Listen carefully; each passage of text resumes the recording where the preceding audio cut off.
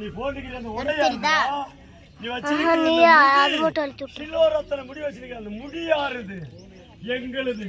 நீ சாப்பிடக்கூடாது சாப்பாடு சொல்லாத. எங்களுது. எங்களுதுன்னு சொல்லாத. ஏ தெரியுமா உனதுன்னு? பூரா எங்களுது மாமா. இல்லையா?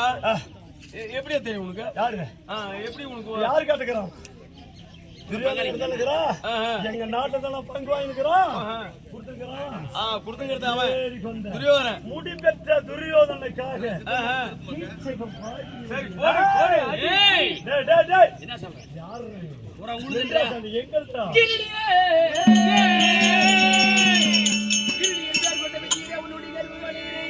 படிக்கொண்டு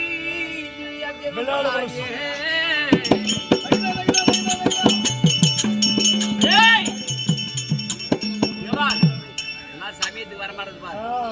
அதனால கிரீடியின் பேர் கொண்டு விஜயரே உன்னுடைய கர்வம் அழிந்திரியும் விராடபுரத்திலே சென்று செய்தாய் படி வாங்கி சேர்ந்து பல பல பாகவன் என்ன சொல்ற?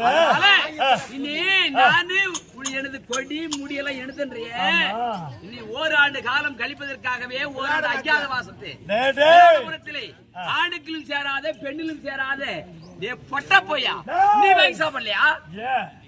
அது காரணம் என்ன? என் பெரியப்பா பிள்ளை துரியோதனன் செய்த கொடூரமான வஞ்சனை. அந்த வஞ்சனை தீர்ப்பதற்காக எங்கள் விதி பயனை கழிப்பதற்காக நாங்க ஒரு வருடம் தலைமறைவா இருந்தது உண்மைதான். அது என்னோட நீ சொல்லுங்க. சரியா போயிட்டாரு. இது ஒரு கேவலமா பேசுறேன். சரியா போயிட்டாரு. நாங்க நாளும் மீசோட இருந்து வாழ்றோம்.